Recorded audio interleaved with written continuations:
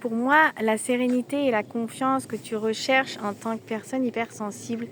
elle viendra de la pleine acceptation de toi dans un premier temps. En fait, c'est un point de départ essentiel parce que si je ne m'accepte pas, ça va être difficile de prendre soin de moi, ça va être difficile de m'écouter, ça va être difficile de légitimer mes émotions, ça va être difficile de me parler avec douceur, avec bienveillance. Et donc, ça va être difficile tout simplement de mettre en place les bonnes choses pour moi en tant qu'hypersensible. Et si je suis hypersensible, j'ai des besoins uniques à suivre, à écouter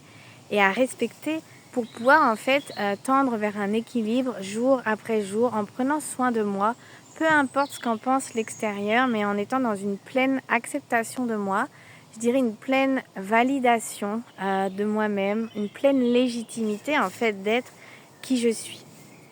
Or, si tu es comme les personnes que j'accompagne, que j'affectionne énormément, en fait, quand elles arrivent à moi, toujours il y a le regard qu'elles posent sur elles-mêmes, qu'elles posent sur leur hypersensibilité, sur leurs émotions, qui est vraiment, ce regard, il est abîmé en fait. Il est souvent très dur, il est encore jugeant, il peut être rabaissant. Voilà, il y a quelque chose en elles, un juge intérieur très dur qui est ancré et qui les empêche de vraiment faire alliance avec elles-mêmes parce que